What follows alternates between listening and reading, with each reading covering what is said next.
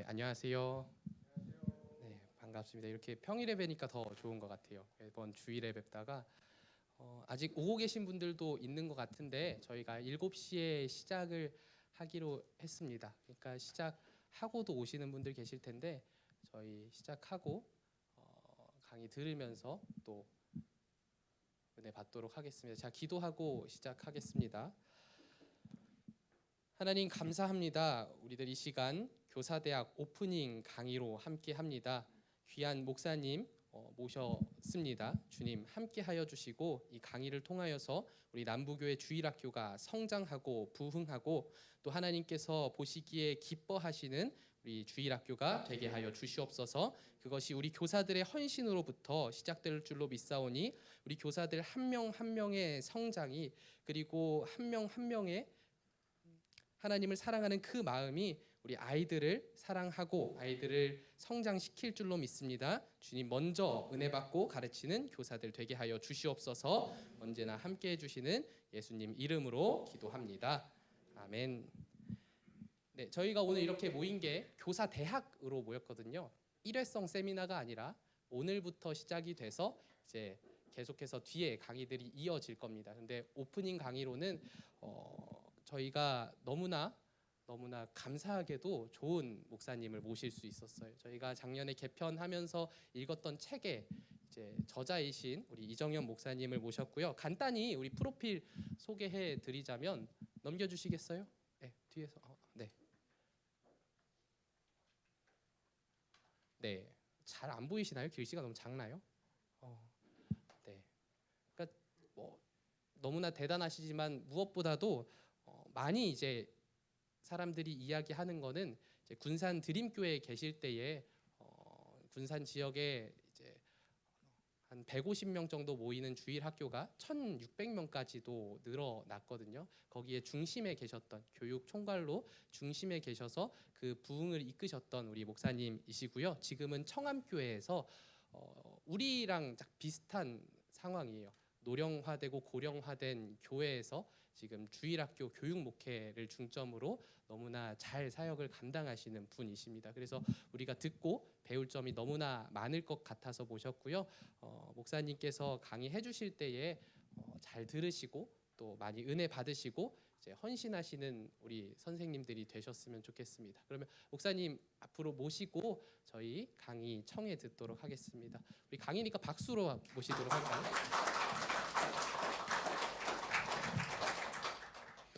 네, 반갑습니다. 저는 저 사진을 볼 때마다 너무 이상한 것 같아요. 네, 이게 목회를 하다 보니까 요즘 시대가 비주얼 시대가 되어서 어쩔 수 없이 프로필 사진을 찍게 되는데 돈이 들어가게 되면 저런 게 나오더라고요. 그래서 제가 막상 등장하게 되면 많이 당황스러워하시는데 네, 우리 인생이 그런 거 아니겠습니까? 제가 23년 동안 청소년 사역을 하다가 지금부터 만 4년 전에 저희 교회가 숙명여자대학교 바로 옆에 이렇게 위치하고 있는데 정암교회 제가 담임으로 부임을 하게 되었습니다. 저는 그런 교회인지 모르고 왔어요. 이제 그런 교회라는 것은 무엇이냐면 저희 교회가 75년 됐거든요. 여러분 교회 올해 70년이잖아요. 네, 한참 동생이죠. 5년이면 큰 거예요. 네. 네. 교회에서 1학년하고 5학년하고 차이가 얼마나 커요? 6학년하고요. 네. 75년 된 교회인데 부임해서 보니까 교회 슬로건이 있더라고요. 역사와 전통이 있는 교회. 이게 무슨 뜻인 줄 아세요? 늙었다 이 뜻이에요. 늙었다. 네. 저희 교회가 얼마나 대단한 교회냐면 총신대학을 만든 교회예요. 그래서 총신을 설립했던 박형룡 박사님 이런 분들이 교회 묘소에 다 들어가 계시고 교회에서 협동을 하셨고 이런 교회이고 합동통합 갈리기 전부터 유명한 교회였고 총회장을 하셨고 이런 어떤 역사와 전통이 있는 교회. 그러니까 쉽게 말하면 저한테는 1도 도움이 안 되는 그런 문구예요. 저는 그동안에 이 다음 세대 우리 젊은 사람들이 많은 주로 이제 그런 교회에 있다가 부임하게 되었는데 너무 낯설고 이걸 어떻게 내가 해야 되나 이제 그런 어떤 마음이 상당히 많이 들었죠.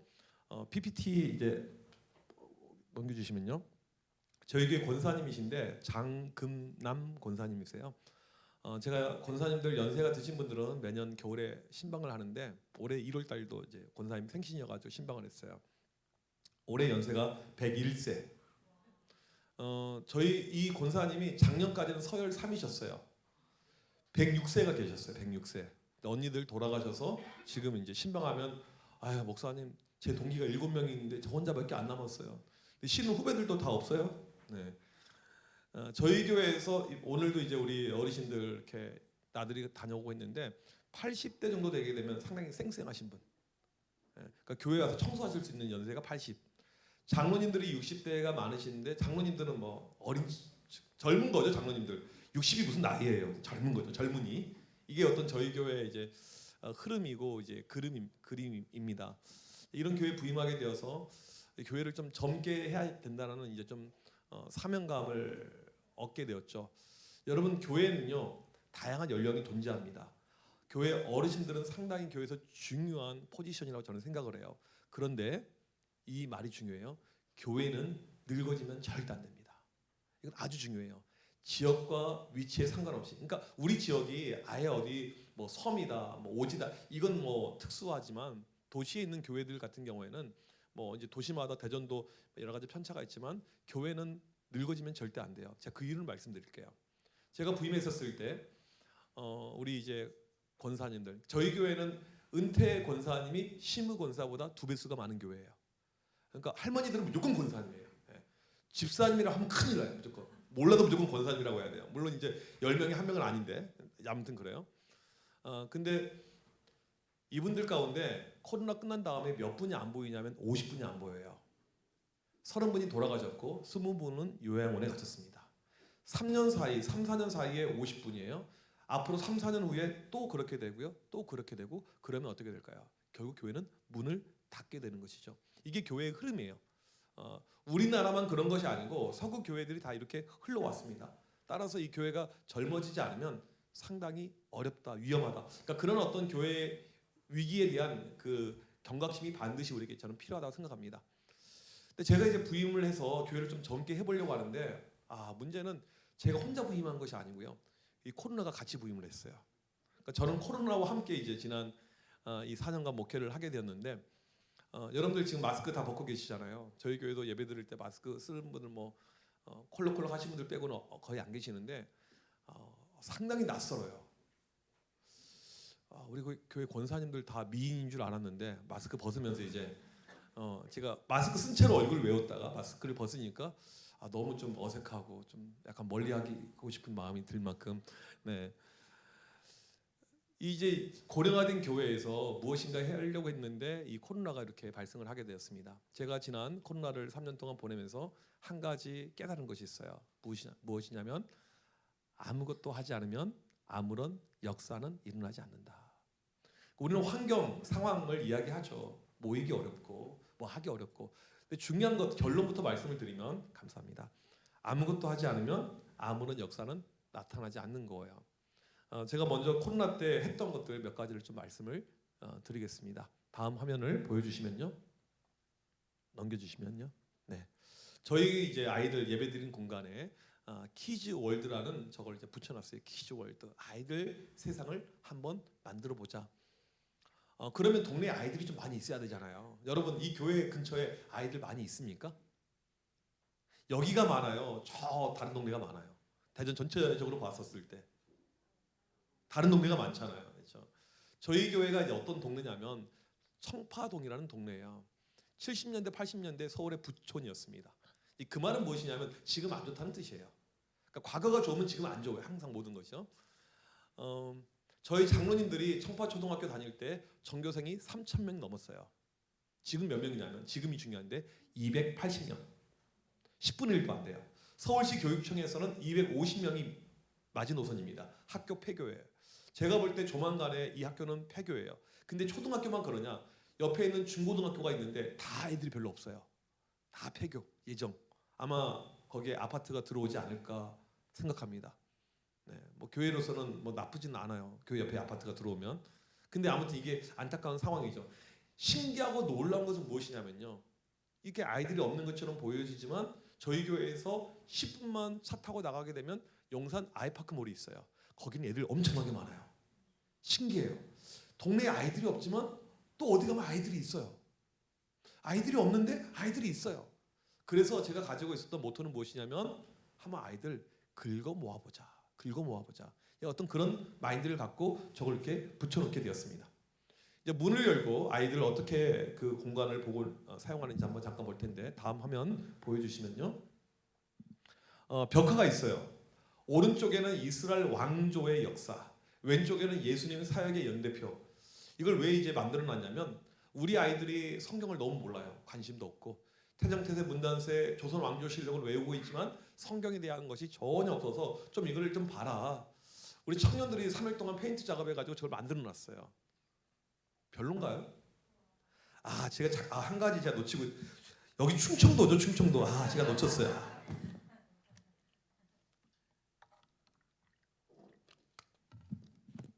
양반들이셔가지고 서울 쌍놈들처럼 빨리빨리 반응하시는 것이 아니고 약간 템포 있게 반응하신 걸 제가 대전이라는 것을 제가 살짝 놓쳤네요. 네, 이걸 이제 만들어놨어요.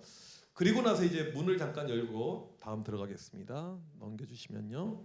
네, 이게 아이들 예배드리는 공간이에요. 이게 아이들 예배드리는 공간인데 저희 교회는 어떤 구조냐면 젊은 사람들, 그러니까 학령기 연령의 부모들의 90%가 교회 근처에 안 삽니다. 경기도권에 살아요. 1시간씩 운전해서 와요. 보통 기본이 1시간이에요. 기본. 낮 타임 오게 되면 뭐 1시간, 2시간 뭐 이상 되는 거고요. 그래서 교인 전체 교인의 3분의 2가 교회 근처에 안 살고 그 다음에 젊은 교인의 90%가 교회 근처에 살지 않아요. 주일날 한 번에 모든 것을 끝내야 됩니다. 이제 그렇다 보니까 많은 변화가 일어나게 되는데 저희는 이제 올해 당회하면서 장로님들이 결정을 많이 하시는데 내년부터 오후 예배를 없애자고 그랬어요. 왜 없애자고 그랬냐면 소그룹 모임을 강조를 하려면 주일밖에 못 모이는데 오후 예배랑 자꾸 중첩이 되어서 하고 또 한 가지가 예배가 형식화되면 안 되는데 자꾸 오후 예배가 형식화되는 것은 좀 아닌 것 같다 해서 예배를 제대로 드려야 되는데 아무튼 이제 이 주일의 모든 것을 집중하는 그런 어떤 이제 교회 구조입니다. 그래서 아이들이 주일날 오게 되면 오전에 예배드리고 의자를 깔고 예배를 드려요. 오후에는 어와나 성경을 암송하면서 재밌게 게임하는 이 프로그램, 미국에서 온 프로그램이 있는데 그걸 오후 3시까지 해요. 아이들 주일날 온 아이들의 90% 정도가 오후 3시까지 다 있다 갑니다. 그리고 이렇게 가요. 여기서 우리가 알아야 될 것은 무엇이냐면 이 공간이 어떻게 만들어졌는가, 이게 상당히 이제 교회적으로 중요합니다. 그러니까 실은 이제 제 강의를 할 때요, 누가 계시면 상당히 우리 교육부가 힘이 날 수 있냐면 장로님들이 계셔야 돼요. 장로님들. 저는 혹시 여기 장로님 계십니까? 아니 그 캄보디아 안 가셨어요? 돈이 없어. 무슨 겸손한 말씀을 하세요. 네, 오늘 이 모임을 또 사모하는 마음을 가지고 안 가시는 줄로 믿습니다. 네, 저는 그 장로님들 정말 좋아해요. 좋아하면서 엄청 까요. 어디 나가서. 저희 교회 장로님들을 까는 건 아니에요. 네, 저희 교회는 당회를요 매주 해요. 제가 회를 얼마나 좋아하는지 몰라요. 당회를 매주 하고 뭐 장로님들하고 정말 가깝게 이렇게 친하게 지내요. 그러니까 장로님들이 다 저보다 연배가 많죠. 그래도 아주 편하게 뭐 친구는 아니지만 이렇게 아주 제가 잘 지내는데 장로님들 이야기를 잠깐 드릴게요. 이 공간이 원래 어떤 공간이냐면 공간의 절반은 찬양대 연습실, 나머지 절반은 부속실이었어요. 이걸 터가지고 만들게 되었습니다. 저희 교회는 장로님들 10분이신데 재미난 것은 무엇이냐면 장로님들 절반이 2대째 장로를 하고 있어요. 아버지도 장로, 나도 장로, 이런 구조. 세습한다는 이야기죠. 세습. 목사만 세습하는 것이 아니고 장로 세습. 네, 이상해요. 장로님들 세습하는 것은 누가 뭐라고 안 해요. 네, 저는 개인적으로 목사 세습하는 거 정말 싫어하는 사람인데 장로님들은 괜찮은 것 같아요. 저희 교회 보니까. 그래서 이제 당회가 결정하는 것이 교회에서 정말 중요한 교회이고 장로님들의 권위가 본인의 권위만 가지고 있는 것이 아니고 집안의 권위이고 아버지 장로님의 권위까지 연결이 되는 그런 교회입니다. 그러니까 장로님들이 50대 장로님이지만 오케이 하게 되면 7, 80대가 꼼짝 못하는 이런 구조 가운데 있어요. 그러니까 당회가 정말 중요하죠. 그때 이제 이 공간을 좀 확보를 하고 해야 되는데 교회 보면 이제 저희 교회에서 이제 직선거리 750m에 3일교회가 있는데 거기 가더라도 저런 공간이 없어요. 실은요. 생각보다 큰 교회들도 공간 확보가 상당히 어렵습니다. 이게 어떤 교회 교육의 좀 어려움이에요. 근데 코로나 때 하나님의 놀라운 은혜라고 할까요? 사인이라고 할까요? 음성 메시지라고 할까요? 이게 임했죠. 한국 교회 항상 문제가 되는 공간이 어디예요? 교회 식당 주방. 정부에서 식당 모임하지 마 이렇게. 예. 그 다음에 성가대 하지 마. 거기 항상 싸우니까 교사들은 싸울 여력이 어디 있어요? 애들 때문에 힘들어 죽겠는데 이분들이 힘이 나니까 또 싸우는 거예요. 여러분 교회 이야기하는 것이 아니고 지금 제 3의 교회를 이야기하는 거예요. 그래서 이제 이 코로나 때 찬양대를 안 모이게 되니까 공간이 이렇게 비어 있잖아요. 그래서 당회에서 만장일치로 결의해가지고 저 공간을 터가지고 저 작업을 했어요. 아이들에게 준 거죠.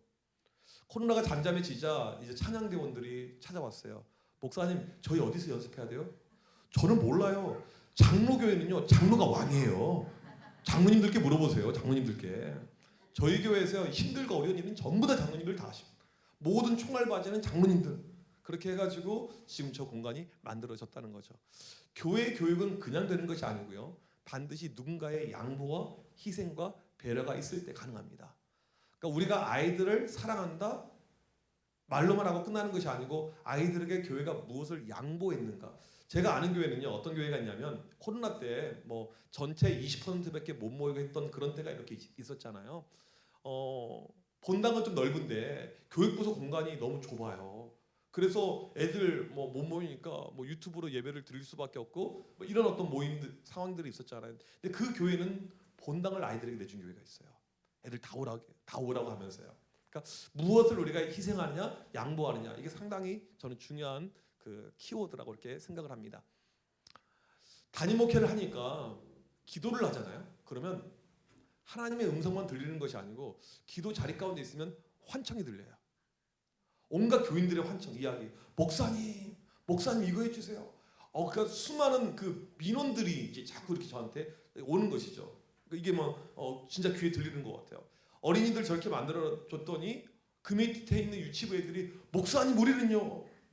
그렇게 저한테 들리는 것 같아요. 그래서 다음 사진 보여주시면 이걸 만들었어요. 유치부 아이들. 이게 별것 아닌 것처럼 보이지만 상당히 비쌉니다. 상당히 비싸고 하는데 저희 교회 이제 장점 뭐냐면 당회를 매주 하니까 일 속도가 상당히 빨라요. 그럼 또 한 가지가 뭐냐면 이걸 하려고 했더니 이제 돈이 또 많이 들어가잖아요. 근데 장로님 한 분이 저한테 자기가 하겠다고 해가지고 그냥 2주 만에 끝났어요. 네. 근데 이제 이걸 만들어 놓으니까 단점이 생겼어요. 모든 건 장점, 단점이 있잖아요. 엄마들이 싫어해요. 애들이 집을 안 가려고 하니까. 여러분, 교회가 잘 된다, 교육부서가 잘 된다, 이것이 무엇을 의미하냐면요, 아이들이 교회에 살고 싶어져야 됩니다. 이게 잘 되는 교회 특징이에요. 저희 교회 이야기를 조금 더 하자면 이제 뭐 코로나 전후 이렇게 있잖아요. 실은 저희 교회는 코로나를 1도 타지 않은 교회예요. 왜냐하면 코로나 때 모든 것을 계속해서 다 했기 때문에 성경학교하고 수련회하고 예배 다 드리고 했기 때문에 1도 안 탔는데 중요한 것은 지금 교육부서 돌아가는 모습을 보게 되면 코로나 전보다는 애들이 훨씬 더 많아요. 더 많아지고 있고 그러니까 동네 애들도 없고 교인들이 근처에 살지 않음에도 불구하고 주일학교가 될 수 있다 없다? 될 수 있다는 거죠. 이제 이걸 만들어 놓고요. 다음 넘겨주시면요. 이제 청소년부실 옆에는 이제 포켓볼 이게 있어요. 네. 포켓볼 해가지고 이렇게 치고 있는데 제가 치고 있습니다. 네. 제가 당구를 얼마나 잘 치냐면요. 1렙에도 제가 당구 30이에요. 네, 30이 뭔지 아시죠? 딱 3번 잡아봤어요. 퀴트요. 당구 퀴트. 이제 아이들이 자꾸 좀 놀 수 있는 그런 어떤 시설과 공간이 필요한데 실은 저희도 공간이 없어요. 복도가 엄청나게 좁아요. 좁고 옆에 또 탁구다이가 이렇게 있는데 이제 몇 달 전에 교회에서 청소년부에서 부자 탁구 대회를 열었어요. 아버지랑 아들이 복식으로 시합을 하는 거죠. 근데 이게 상당히 교회적인 좀 센세이션을 일으켰어요. 왜냐면 저희 원로 목사님 때 원로 목사님 탁구 강의셨어요. 하루에 2시간씩 매일 치셨거든요. 당회장님의 탁구 대회가 수시로 있었고 교인들도 탁구 제가 부임하면서 탁구 대회를 다 없애버렸어요. 교회가 기도해야지 탁구 이런 식으로 이렇게 기도가 좀 중요하잖아요. 그리고 또 원로 목사님하고 저는 다른 결로 가야 되니까 제가 탁구 또 이렇게 안 하고 목사님 탁구 치십니까? 저 탁구 같은 거 잘 관심 없습니다. 이렇게 이야기를 했죠. 그리고 코로나가 잠잠해지니까 한번 아이들 한번 하자 이렇게 했는데 제 안에 이 시합을 열면서 상당히 큰 근심이 발생하게 되었습니다. 부자 탁구 대회를 하는데 저도 제 아들하고 출전을 하게 되었거든요. 제가 1등 할까 봐. 담임 목사가 1등하면 얼마나 웃겨요. 근데 저희 교인들이 모르고 있는 한 가지 비밀이 있습니다. 제가 탁구부 출신이에요. 여러분 이번에 우리나라 그 아시안 게임에서 탁구 금메달 땄잖아요. 여러분 탁구 치시는 분들 계실 텐데 생활체육에서 하는 그런 폼 말고요. 저는 그 금메달 딴 애들이 폼을 가지고 있어요. 왜냐하면 초등학교 때부터 이 수행 연습만 1년 동안 했으니까. 여러분 저랑 일반 교인들하고 상대가 되겠습니까? 이건 나가면 무조건 금메달이에요. 토요일날 제가 잠이 안 오는 거야. 이거 탁구 큰일 났네. 어떡하지? 그리고는 이제 주일날 탁구 시합이 열렸어요. 점심시간에. 하나님의 놀라운 역사가 임한 거예요. 제가 1차전 탈락했어요. 얼마나 감사했는지 몰라요. 제가 그때 탁구 치면서 무엇을 봤냐면 우리 아이들의 표정과 얼굴과 모습을 봤습니다. 청소년 아이들이 탁구를 치는 아이들 있고 구경하는 아이들 있고 하는데 핸드폰 하는 아이가 하나도 없더라고요. 왜 그랬을까요? 이게 재밌으니까, 이게 좋으니까. 우리 항상 딜레마, 고민은 무엇이냐면 어떻게 하면 이것을 막고 이것을 할 수 있을까 이것인데 이것보다 좋은 것이 있으면 아이들은 충분히 하지 않을 수 있는 것이죠. 제가 아는 목사님 가운데 사역을 상당히 와일드하게 하는데 요즘도 애들 데리고 막 캠핑을 가요. 전체 청소년들 다 데리고. 그러면 이 야생에서 뭔가 재밌고 흥미로운 것이 발생하잖아요. 핸드폰 하지 않아요, 아이들이요. 아이들이 왜 핸드폰에 빠져 있냐면 물론 중독적인 것도 상당히 많이 있지만 이것을 대안할 수 있는, 대처할 수 있는 그 위의 것이 없으니까 핸드폰을 하는 것이죠. 저는 이 교회는 우리 아이들이 즐길 수 있고 재미를 느낄 수 있고 발을 붙일 수 있는 공간이었다고 생각합니다. 교회 또 가고 싶다. 교회 가고 싶어요. 그 말이 나와야지 그게 교회로서의 바른 기능과 모습이라고 저는 생각을 합니다. 다음 사진을 보여주시면요. 올해 기독교 대안학교를 시작했어요. 사무엘 크리스찬 아카데미. 이 학교를 시작하게 된 동기 이유가 무엇이냐면 제가 이제 오늘 강의의 핵심되는 내용인데 우리 아이들에게 믿음이 너무 없어요. 제가 생각하는 믿음은 무엇이냐면 로마서에 있는 말씀 그대로 우리가 믿음에 이르려면 구원에 이르려면 입으로 시인할 줄 알아야 돼요. 찬양할 때 아이들이 입을 빵긋하지 못한다면 저는 그게 믿음 없다고 생각을 하고 통성으로 기도할 때 기도하지 않고 있으면 저는 믿음 없다고 생각을 해요. 그래서 우리 아이들 가운데 믿음, 온전한 믿음을 가질 수 있는 것 이건 제가 생각하고 있는 기독교 교육의 이상이자 목표가 됩니다. 저는 숫자보다는 믿음이란 것. 오늘 제가 이제 여기에 대한 것을 집중적으로 이야기할 텐데 이게 제일 중요해요. 일주일에 한 번 해봤더니 믿음이 잘 안 들어가요. 어려워요. 교육이란 것은요 어쩔 수 없어요. 시간이 많이 투자가 돼야 됩니다. 시간의 이 퀀터티, 이 시간의 양이 상당히 중요해요. 학원을 제 아들이 기타 학원을 다니는데 한 달에 한 번만 가요. 기타 늘 것 같습니까? 매일 가야 돼요. 제 딸이 피아노 매일 가는데 상당히 빠른 속도로 늘고 있습니다. 1년에 2번, 3번 가면 늘지 않아요. 신앙도 마찬가지라고 저는 생각합니다. 그래서 우리 아이들 매일 이제 학교에 와가지고요. 1교시가 예배예요. 매일 1교시가 예배. 매일 2교시가 큐티. 3교시 끝나고 바로 밥 먹어요. 그리고 이제 서서히 집에 갈 준비하면 돼요. 상당히 좋죠. 제가 커리큘럼을 이렇게 디자인하는데 예배 뭐 영적인 것 교리 교육 이렇게 막 넣으니까 국영수 할 시간이 없어요. 그거 안 해도 상관없어요. 먹고 사는데 지장 없고 열심히 믿음만 들어가도 이 세상 가운데 애들 충분히 승부할 수 있다. 저는 그런 확신을 가지고 있습니다. 그래서 중학교 1학년밖에 없어요. 지금 현재 중학교 1학년. 또 내년에 중학교 1학년을 뽑아요. 그래서 중학교 3년, 고등학교 3년 이런 과정의 학교이고 저희는 작은 학교이고 그 다음에 학비도 저렴한 학교이고 여러분 서울에 누가 지인 있으면 꼭 소개를 해주면 좋으실 것 같아요. 제가 지금 말씀드린 이 모든 것은요 코로나 때 다 진행이 된 내용입니다. 많은 교회들이 힘들고 어렵고 방법이 없고 상황 돌파가 많이 어려웠었는데 저희는 하나님의 은혜 가운데 이 모든 것을 잘 진행을 했어요. 저는 정말 감사하게 생각하고 있고 코로나는 다시 한번 와더라도 저한테는 아무 상관이 없어요. 이렇게 가면 되겠다 그런 확신이 이렇게 있거든요. 근데 제가 코로나 때 이제 봤던 한 가지 안타까운 모습을 말씀을 드릴게요. 이게 오늘 강의에서 매우 중요한 우리에게 동기부여라고 생각을 하는데 모이기가 어려우니까 모일 수가 없으니까 많은 교회에서 우리 아이들 주일학교 아이들도 유튜브로 예배를 드리게 되었습니다. 이건 대한민국 모든 교회예요. 우리 남부교회도 마찬가지였을 것입니다. 남부교회 아이들 특별히 우리 청소년 아이들 유튜브로 예배 잘 드리던가요? 애들이 유튜브로 예배 드리면서 막 카톡이 옵니다. 선생님, 오늘 저는 유튜브 가운데 성령을 만났어요. 혹시 그런 아이들 본 적 있으세요? 제가 생각하는 것은 무엇이냐면 우리 아이들 유튜브나 온라인 플랫폼으로 예배를 제대로 드리는 것이 불가능하다라고 저는 생각하는 입장이에요. 제가 아주 극단적인 표현을 썼습니다. 불가능이라고 썼어요. 그 이유가 무엇이냐면 아이들에게 믿음이 없어요. 믿음이 있으면 휴대폰으로 예배 드릴 수 있죠. 믿음이 있으면 성경책 하나만 가지고 섬 오지에 가서도 예배를 드릴 수가 있어요. 근데 우리 아이들 믿음이 없어요. 여러분, 주일날 어떻게 아이들 교회로 옵니까? 깨워야 돼요. 연락을 해야 됩니다. 억지로 끌고 와야 돼요. 우리 아이부터 그래요. 11시 예배 때 제 아내가 사모가 좀 일찍 와서 좀 맨날 좀 지각하진 않지만 늦게 와요. 아유, 당신 아들이 일찍 일어나지 뭐지, 이렇게 이야기를 해요. 그 당신 아들이 참 문제예요. 애가 참 좀 이상해요. 참 제 기도자이고 시험거리인데 제 아내가 맨날 당신 그 청소년 사역 집에서 좀 하라고 맨날 이야기하는데 네, 안 돼요. 어려워요. 힘들어요. 저희 집은 TV가 없고 인터넷이 없고 핸드폰이 없어요. 그러니까 애가 더 미쳐가는 것 같기도 하고. 네. 항상 그래요. 아빠, 나만 핸드폰 없어. 아니야. 반드시 너희 학교에 한 명 더 있을 거야. 20살 될 때 아빠가 사줄게. 걱정하지 마. 그렇게 이야기를 하고 있어요. 믿음이 없어서 참 이게 힘듭니다. 아이들 가운데 믿음이 없어요. 저희 교단에서 이제 이 코로나 기간 동안에 아이들에게 설문조사를 했어요. 너희들 유튜브로 예배 드리기 전에 뭐 했니? 라고 질문했더니 아이들이 유튜브 하고 있었습니다.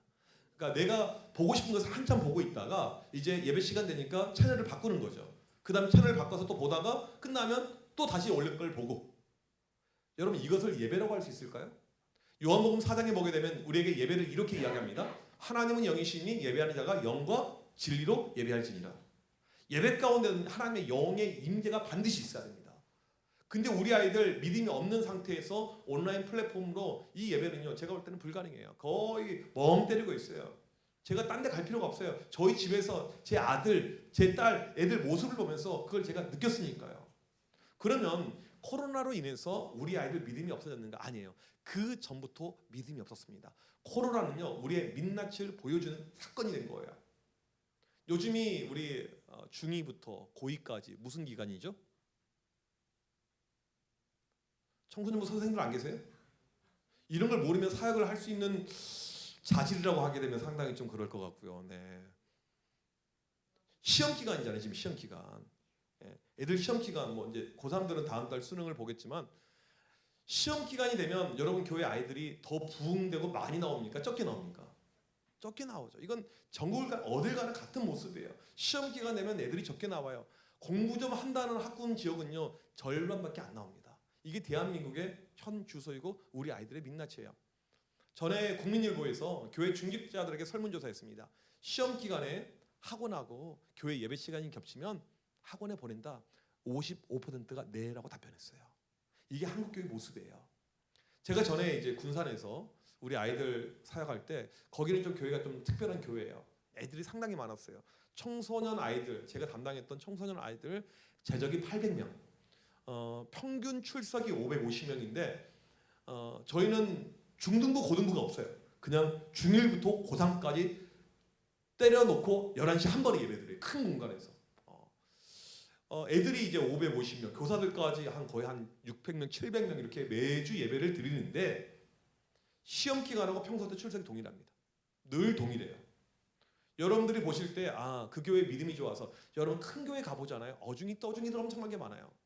그것이 아니에요. 시험 기간 시작하기 전에 제가 강단에서 설교할 때 애들에게 이렇게 선포합니다. 이번 시험 기간에 교회 빠진 인간들 시험 망칠 줄 믿습니다. 분명히 안 나온 애들이 있거든요. 그 다음 주에 다시 한번 외쳐요. 이번 시험 기간에 교회에 빠진 인간들 답안지 한 칸씩 밀렸을 줄 믿습니다. 이렇게 이야기했는데 어떤 일이 발생했냐면 답안지 밀렸을 아이가 발생했어요. 저는 그렇게 기도한 적이 없어요. 그냥 이렇게 그냥 애들 겁준 거죠. 주일 성수하라고. 수능에서 밀렸었어요.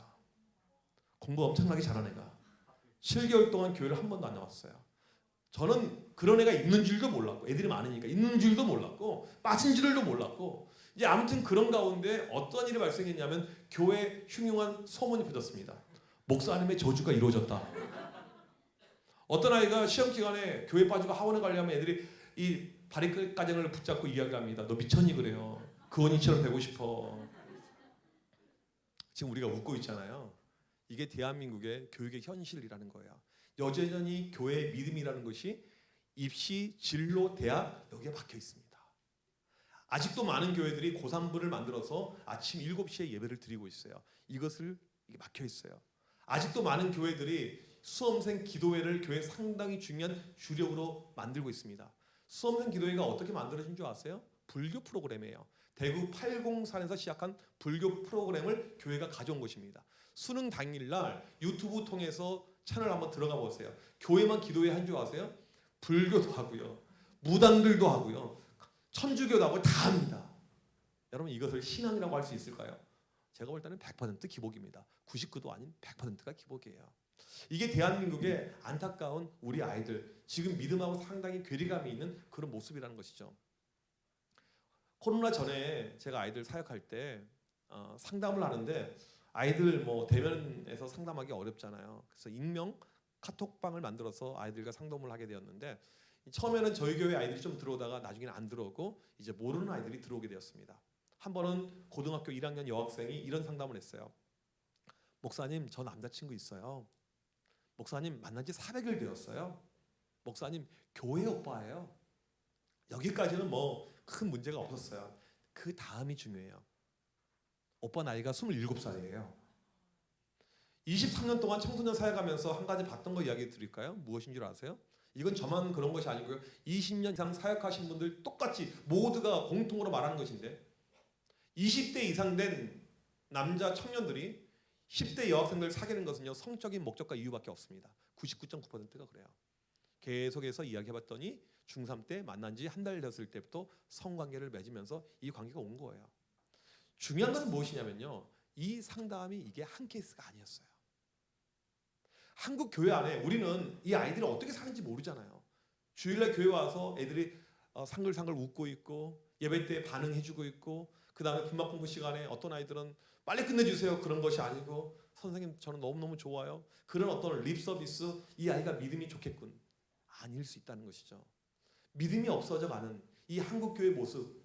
그러니까 지금 숫자적으로도 엄청난 문제입니다. 급속으로 지금 그 교회 학교의 이 감소세가요. 원래는 지난 10년 동안 1년에 1%였어요. 이것도 엄청나게 빠른 속도거든요. 1년에 1% 마이너스 성장. 근데 코로나를 겪으면서 3%로 늘어났어요.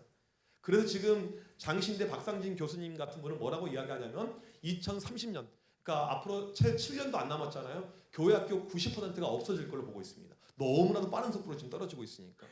숫자적인 것도 상당히 어렵지만 진짜 큰 문제가 무엇이냐면 본질, 믿음이 없어요. 믿음의 세대. 그러니까 하나님의 나라는 믿음으로 만들어지게 되는데 교회에 많은 성도가 있고 더 많은 성도가 있으면 교회에 힘이 되고 좋겠지만 그것보다 훨씬 더 중요한 것은요. 믿음이 들어가 있는 한 명이 얼마나 우리 교회 가운데 있는가. 여러분 밤마다 아이들이 있을 것인데 그 아이들 인원에 상관없이 우리 아이들이 정말 믿음이 있는가? 이 질문이 우리에게 저는 가장 중요하다고 생각합니다. 다음 사진을 보여주시면요. 누구냐면요. 저랑 오른쪽에 계신 분은 장로님인데 제가 작년 여름에 제주도 가서 찍은 사진이에요. 저는 어렸을 때 초등학교를 제주도에서 나왔습니다. 남제죽은 표선면, 토산 1위, 이 토산이라는 마을인데 이 마을은 우리나라에서 딱 두 군데 뱀을 섬기는 신단이 있어요. 뱀을 죽이면 안 됩니다. 여자들이 시집갈 때 혼수로 뱀을 보내는 지역이에요. 상당히 이제 우상이 강하니까 기독교가 안 돼요. 교인 한 10명 모인 작은 교회. 이 교회가 안 돼요. 바닷가 쪽에 있는 교회인데 이 안장로님은 누구냐면 안시 문중의 종손입니다. 안시 문중은 지역에서 가장 기독교를 크게 핍박하는 집단이에요. 거기에 종손이 장로님이 되었어요. 그 과정이 어떤 과정이냐면 작은 교회 다녔던 형 누나들이 있는데 부모님은 교회 안 다녀요. 그런데 본인들만 다니면서 제가 어렸을 때 봤던 모습이에요.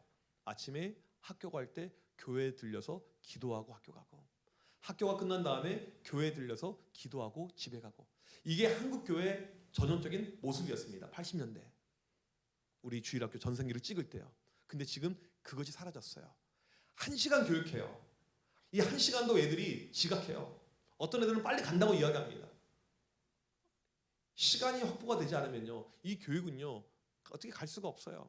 제가 다음에 또 이야기를 이어서 드리겠지만, 저는 교육하면서 1시간 예배 달랑 드렸던 아이들 가운데 지금 이 아이들이 성인이 되어서 믿음 가운데 잘 서 있다, 그런 케이스는 거의 없어요. 별로 없어요.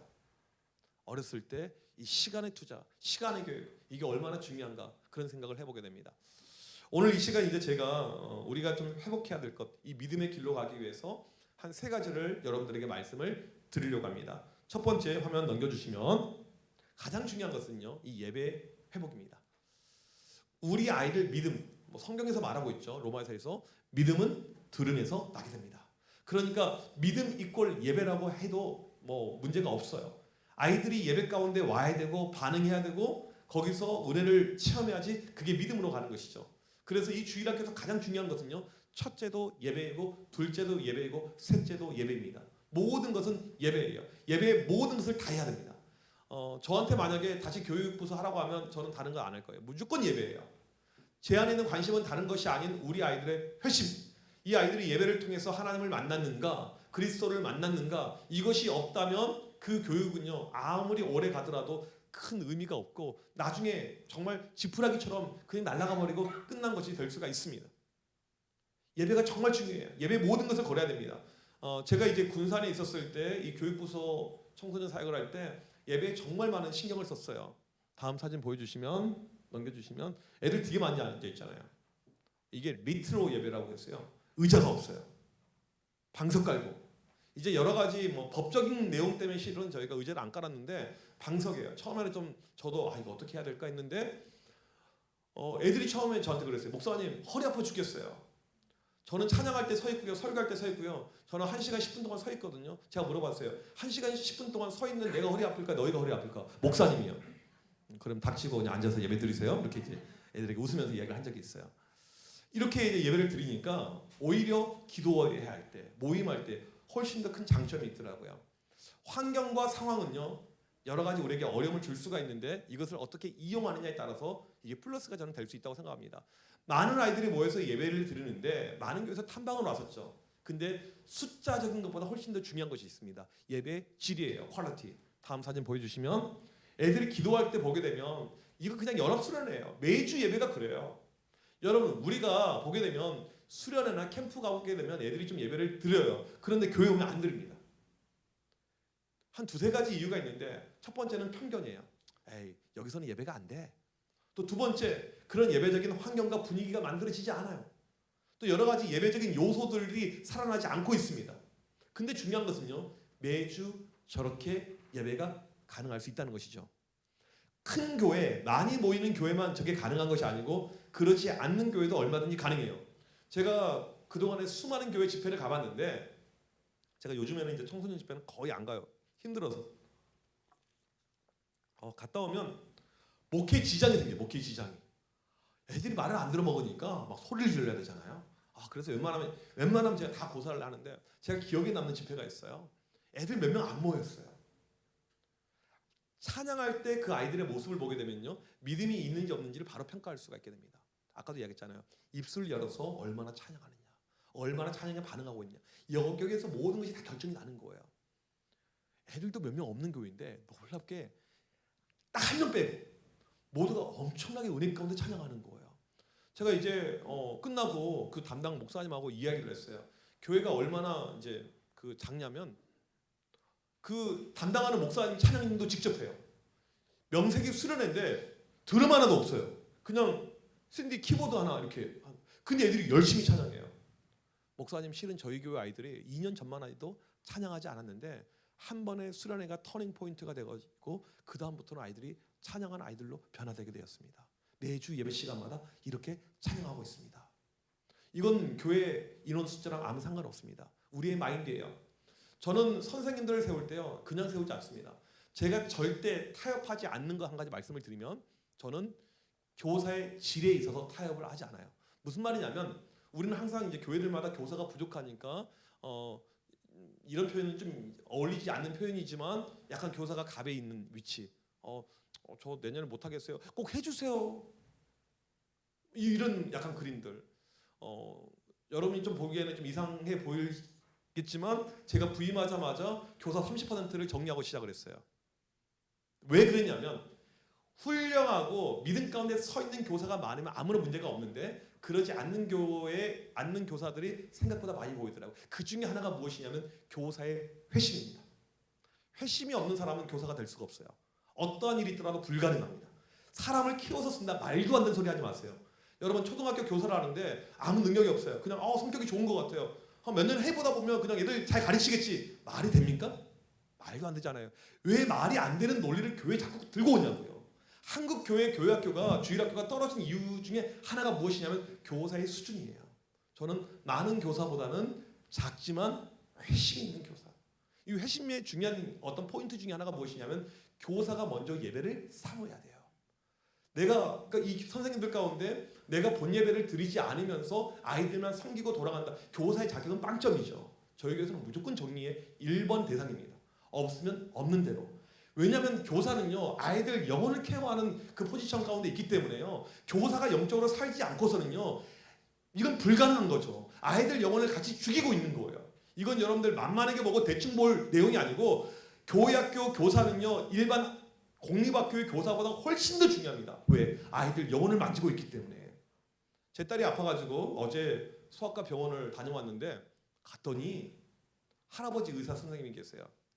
근데 원래는 그 병원이 어떤 병원이냐면 제가 간 이유가 있어요. 시간은 없고 얘는 병원에 데려다 줘야 되는데 그 병원을 갈 때마다 환자가 없어요. 그러니까 이제 뭐 좋다고 볼 수는 없는데 제가 갔는데 이 할아버지 의사 선생님께서 원장님께서 제 딸을 보면서 내 딱 보니까 코로나 같아. 아니야 독감 같아. 아니 아무것도 아닌 것 같아. 자꾸 이렇게 이야기하면 여러분 가겠습니까 거기요? 안 가죠. 신뢰가 안 되는 거잖아요.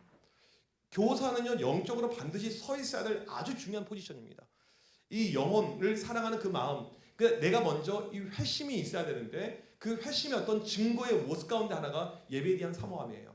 두 가지 예배가 있는데요. 먼저 장년부 예배, 내가 드리는 본 예배에 대해서 사모하는 마음이 반드시 있어야 되는 사람이 교사여야만 하고요. 그 다음에 교육부서 예배 가운데 그 예배를 정말 내가 아이들 예배라고 낮게 보이는 것이 아니고 하나님께 드리는 동등한 레벨의 예배로서 정말 사모하고 있는 그 마음이 있는가. 저는 이게 정말 중요하다고 생각합니다. 예배가 되지 않으면요 더 이상 그 다음으로 갈 것이 없어요. 여러분 이 예배에서 정말 중요한 거 제가 딱 한 가지만 말씀을 드리면 가장 중요한 것이 무엇이냐면 예배는요 기도를 통해서 만들어지게 됩니다. 그냥 만들어진 것이 아니고 기도로 만들어지는 거예요. 예배가 뜨거운 교회가 있습니다. 예배가 살아있는 교회가 있고요. 예배가 죽어있는 교회가 있습니다. 그 차이가 어디냐면요 그 예배를 위해서 얼마나 기도하느냐 그 차이예요. 제가 집회를 많이 가보게 되니까 특별히 이제 금요 기도회에 이때 집회를 많이 가거든요. 가보게 되면 그냥 알아요. 이 교회가 기도하는 교회인가, 영적으로 살아있는 교회인가, 죽어있는 교회인가. 아이들 예배도 똑같아요. 초등학생들 예배인데 예배가 살아있는 교회가 있어요. 유치부 예배인데 예배가 살아있는 교회가 있습니다. 반대로 죽어있는 교회가 있습니다. 그것은요 기도예요. 지난 여름에 이름만 대면 알만한 유명한 교회 애들 수련회를 하러 이렇게 갔는데 그런 이야기를 안 들었으면 제 가운데 실망감이 별로 없었을 텐데 꼭 담임 목사님들이 그런 이야기를 해요. 목사님 우리 교회들 좋아요. 우리 교회들 좋아요. 그 좋다는 의미가 무엇인지는 잘 모르겠습니다. 저한테는 누가 좋다라고 이야기하면 저는 반드시 믿음으로 접근하거든요. 그리고 나서 설교를 하는데 와 하나도 안 좋은 거예요. 하나도 안 좋은 거예요. 그러니까 그 예배의 어떤 분위기, 어떤 예배의 상황들, 정말 이 아이들이 예수 그리스도를 나의 구주로 인격적으로 만난 아이들일까? 그 어떤 제가 알 수는 없죠. 하지만 그 분위기 가운데 그런 의심의 모습이 계속 제 가운데 만들어지는 그런 모습을 보았습니다. 여러분 우리의 목표는 무엇이냐면 예배예요. 우리 아이들 일주일에 한 번 원타임 교회 오는데 그때 이 아이들이 어떠한 예배를 드리는가? 우리가 여기에 무엇을 투자해야 될 것인가? 저는 이것보다 더 소중하고 중요한 것이 없다고 생각합니다. 주일학교의 핵심은 예배이고 이 교회 모든 우리 교사들의 합심해서 만들어가야 될 것은 어떻게 하면 우리 예배가 아이들이 주님을 만날 수 있는 예배될 수 있을까? 이것이고 그것을 위해서 우리가 정말 해야 될 것은 얼마나 기도하는가? 교육학자들이 뭐라고 이야기하냐면 유치부 이상 되는 아이들은 내가 드릴 예배를 위해서 기도할 줄 알아야 된다. 교사도 기도해야 되지만 아이들도 기도해야 돼요. 또 한 가지 말씀을 드리면 그럼 아이들은 어떻게 기도할까요? 청소년들은 어떻게 기도할까요? 기독교 교육에서 정말 중요한 것은요. 우리는 잘 가르치는 거라고 생각하지만 그런 것이 아니고요. 잘 보여주는 것입니다. 그래서 기독교 교육을 다른 말로 모델링, 샘플링이라고 이야기를 해요. 여러분, 제가 설교를 아무리 잘해도요. 저를 싫어하는 아이들이 발생할 수 있어요. 왜요? 목사님이 말은 되게 잘한 것 같잖아. 저 목사님 되게 이상해. 저 목사님 엄청나게 음란하고 죄를 많이 짓고 목사님 보니까 술 엄청나게 마시고 누가 듣겠습니까? 아무리 말이 좋아도요. 가르치는 것이 중요한 것이 아니고요. 내 삶의 모델링, 샘플링입니다. 선생님 정도면요. 어떤 우리가 기준과 이상을 삼아야 되냐면 아이들이 엄마, 아빠라고 생각을 해야 돼요. 저는 실제로 제 제자들 가운데 저한테 아빠라고 불렀던 애들이 상당히 많이 있어요. 저만 그런 것이 아니고 저희 부서 선생님들 가운데 오게 되면 애들이 엄마, 아빠 이렇게 이야기하는 아이들이 있어요. 삶으로 본받고 싶어. 저 삶으로 따라가고 싶어. 이것이죠. 지금 최근에 우리 총신 신대원 역사 이후로 이제 미달이 됐잖아요. 상당히 심각해요 지금요. 엄청나게 심각하는데 여러분 왜 아이들이 신학교를 안 가려고 그럴까요? 제가 신학교 갔던 그 시절만 하더라도요. 옛날에 정기대, 후기대 있을 때 정기대 원서 하나밖에 못 넣잖아요. 지금은 원서를 수시 정시해서 엄청나게 많이 내니까 그 경쟁률을 실은 다 거품이잖아요. 딱 하나밖에 쓸 수 없는데 저 때 6대1, 제 선배들 때 7.3대1, 그때 9대1. 그때랑 지금하고 어떤 비교를 해보게 되면요. 무엇을 알 수가 있냐면 교회 안에서 저 목사님 보니까 내가 주의종 돼야겠다. 목사님의 말씀이 아닌 설교가 아닌 삶이죠. 저 선생님 보니까 나도 선생님 되고 싶다. 이것이 우리에게 지금 많이 약화가 되고 떨어졌다는 것입니다. 이게 정말 중요한 거예요. 예배 가운데 본이 되고 예배 가운데 특별함이 느껴질 때 우리 아이들도 그렇게 쫓아오는 거예요. 제가 항상 보는 곡선 이 도식이 있는데 무엇이냐면 교육자의 영성이 교사들의 영성이고 교사들의 영성이 아이들 영성입니다. 아이들이 죽어 있는 교회 가보게 되면 교사들이 죽어 있고요. 교사들이 죽어 있는 교회 보게 되면 교육자들이 죽어 있어요. 이 세 가지가 반드시 가게 됩니다. 함께 가게 돼요.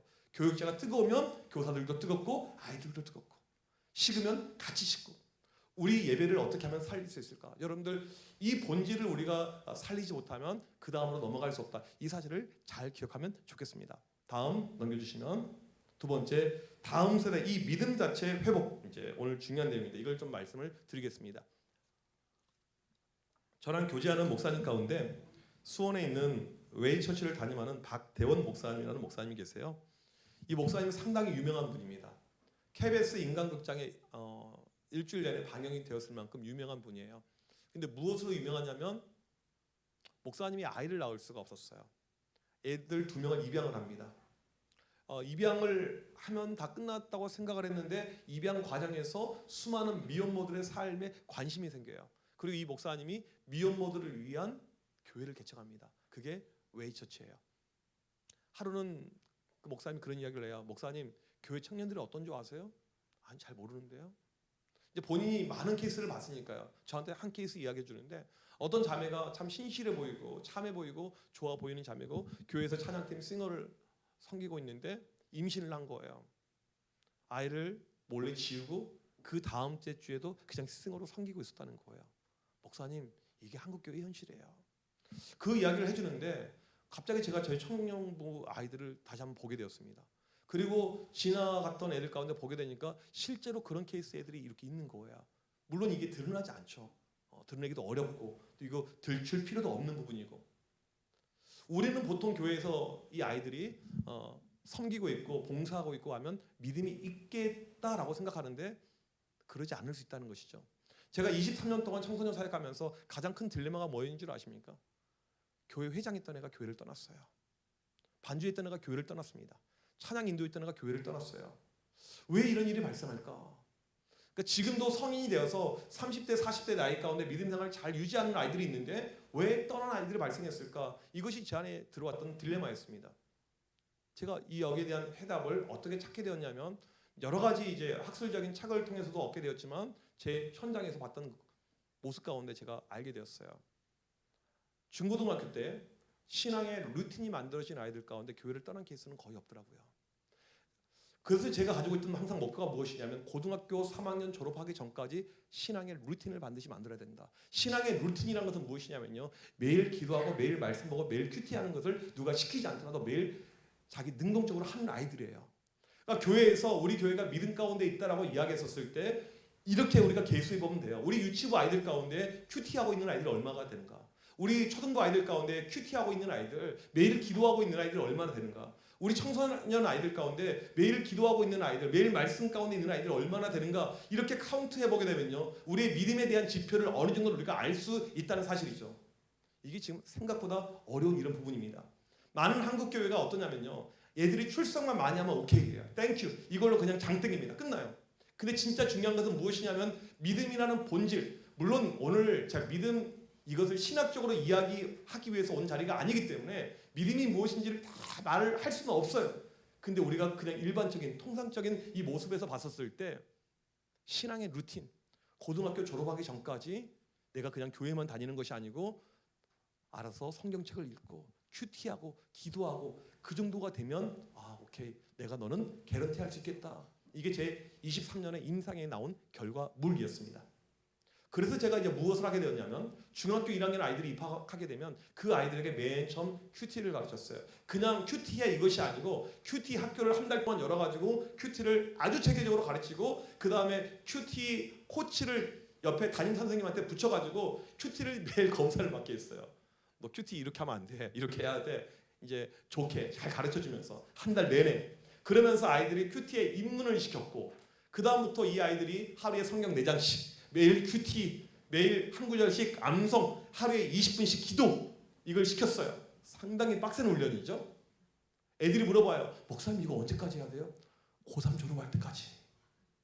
저는 이거 하지 않는 아이들은요, 어떠한 임원도 아무것도 안 시켰어요. 일을 안 시켜요. 반주 이런 거 안 시켜요. 저 드럼 칠 줄 아는데요. 그러니 먼저 제자훈련 하고 와. 큐티를 하고 와. 이거 한 아이들만. 늦더라도 바로 가는 것이 맞다라는 그 어떤 신념 가운데 이렇게 하게 되었습니다. 여러분, 제가 담임 목회를 하면서 한 가지 깨달은 바가 있어요.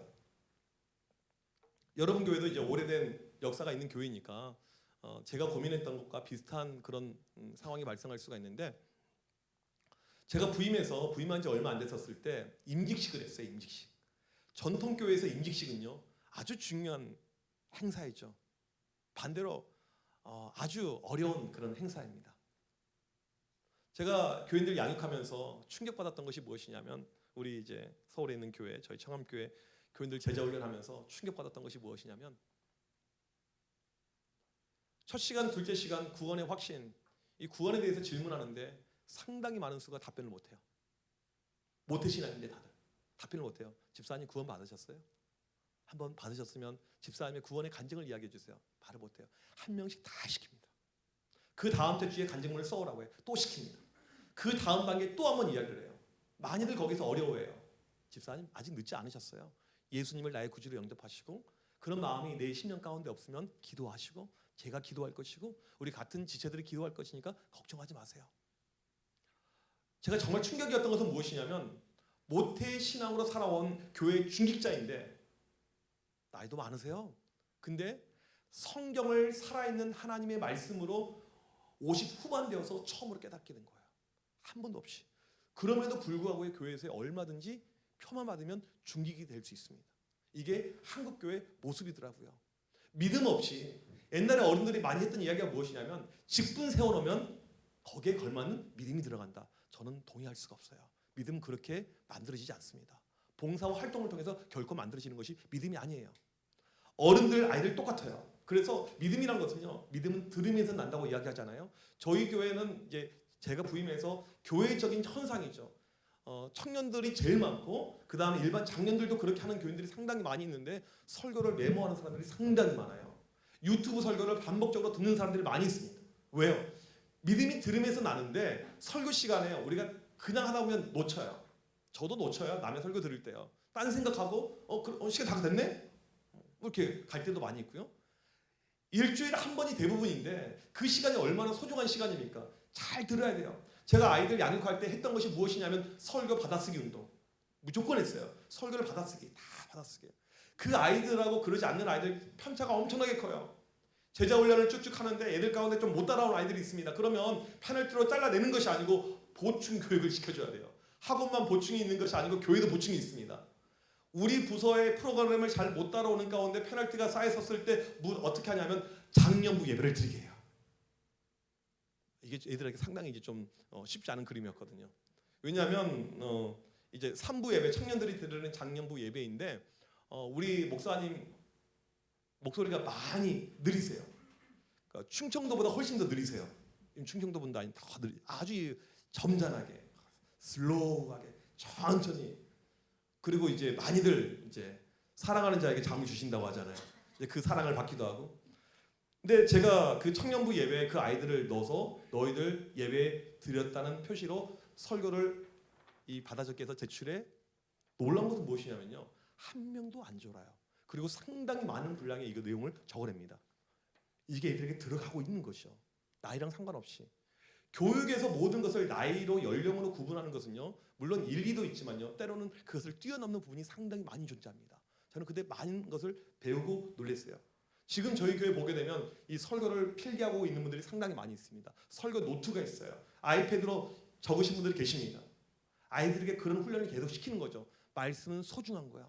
말씀을 그냥 넘기는 것이 아니야. 말씀을 들어야지만 너희가 믿음이 생기는 거야. 이 어떤 믿음에 대한 본질, 계속 기도, 말씀, 이 훈련, 이걸 할 때 믿음이 자랄 수 있다는 사실이죠. 한 번은 저희 교사들이 이렇게 많이 계시는데 저희 부서 교사들 가운데 한꺼번에 17분이 그만뒀어요. 아직도 그 이유를 잘 모르겠어요. 아주 옛날 이야기인데 물론 이제 제가 하는 삶의 루틴이라고 할까요? 저는 언제를 좋아하냐면 새벽 예배 끝나고 그 시간을 좋아합니다. 물론 이제 제가 수면 시간이 뭐 길지는 않은 사람이기 때문에 뭐 피곤은 항상 하지만 그 시간이 좋아서 저는 새벽 예배 끝나고 했던 것이 무엇이냐면 선생님들에게 문자를 보냈어요. 선생님 좋은 아침이에요. 저는 기도로 하루를 시작하니까 힘이 나는데 선생님들 기도하고 계십니까? 이렇게 문자를 보낸 거죠. 이제 또 그 다음날 선생님 저는 오늘 장기 결석한 아이들을 위해서 기도했는데 선생님 반에 장기 결석한 아이가 누가 있고 어떻게 하고 계십니까? 또 이제 아이들 전도 집회가 있어요. 선생님 구령에 대한 열정이 있으세요? 전도가 없이 어떻게 교사의 사명을 감당합니까? 아무튼 이런 문자를 1년 365일 매일 보냈더니 아무튼 17분이 그만뒀어요. 근데 중요한 것은 무엇입니까? 교사를 충원해야 되잖아요. 교사가 없어요. 그렇게 큰 교회에도 교사가 없어요. 근데 아까도 말씀드렸듯이 제가 가지고 있는 지론은 교사가 없더라도 없으면 없는 대로 아무나 세우지 않는다. 이게 제 중요한 교육 철학이었습니다. 없어요. 기도에도 없어요. 근데 하루는 기도하는 가운데 이 마음의 감동이 자꾸 우리 학생들을 향해서 움직이는데 없으면 학생들 이렇게 되는 거죠. 에이 하나님 어떻게 얘네들을 가지고 해요? 고3 갓 졸업한 친구들 이제 20살인데 걔네들에게 어떻게 중학교 1학년 담임을 맡기냐고요. 지금 중학교 1학년 담임이 다 빵꾸가 나는 상태인데 그래도 혹시라도 해서 제가 애들에게 물어봤어요. 이제 갓 20살 될 아이들인데 너 성경 몇 독했니? 목사님한테 7독했습니다. 너는 암송 어디까지 했니? 저번에 209절 암송했고요. 로마서 8장 전체 다 암송하고 있습니다. 애들이 다 그런 애들인 거예요. 그래 뭐 없으니까 한번 시켜보자. 시켰어요. 그리고 첫째 주가 되었습니다. 17분이 빠지고 이제 신출내기들이 들어왔어요. 첫째 주가 되었어요. 과연 얘네가 얼마나 잘 관리해낼까? 교사를 잘 할까? 그런데 놀랍게도 지난주에 비교해서 50명이 더 왔어요. 제가 그때 확실하게 느꼈던 것이 무엇이냐면 교사에서 중요한 것은 나이는 아니다. 나이를 교사의 어떤 자격으로 따지면 이것은 잘못된 것이다. 저희 교회에 오래 돌아가셨던 집사님 가운데 권인혜 집사님이 있는데 가장 많이 주일학교에서 전도 많이 하신 분이에요. 한때 많이 전도할 때는 200명을 전도하고 있던 집사님입니다. 몇 세까지 교사를 하셨냐면 74세까지 교사하셨어요.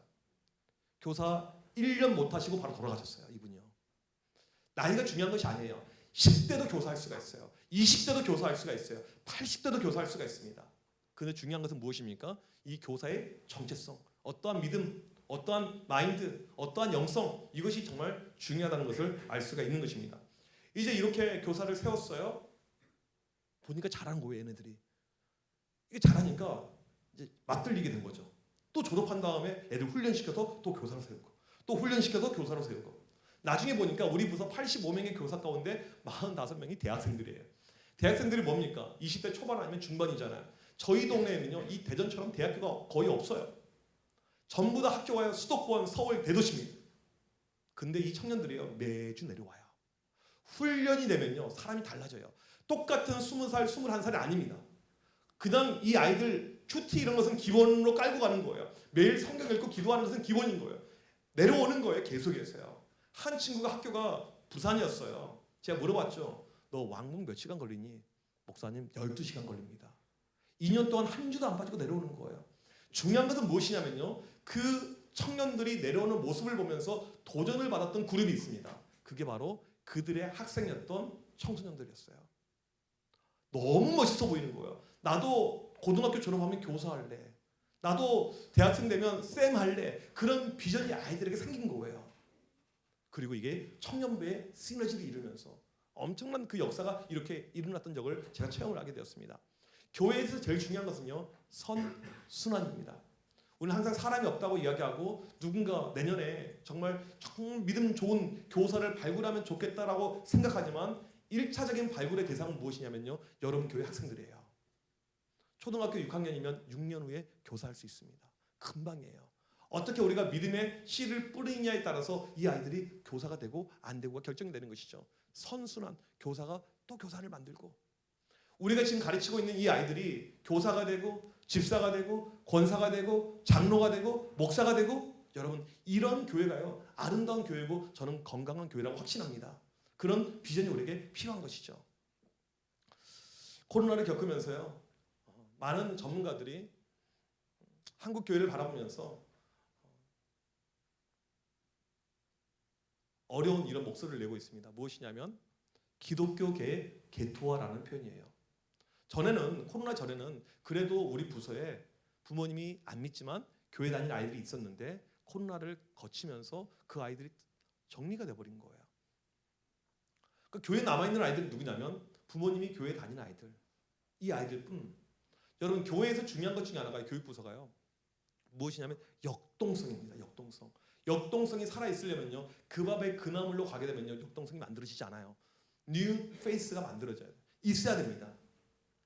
예를 들면 저희 교회 저희 교회도 전형적인 모태 신앙의 어떤 집단군들이 많이 있기 때문에 역동성이 상당히 떨어지는 아이들이에요. 특별히 청소년 아이들 보게 되면 정말 마른 막대기 같은 그런 아이들이에요.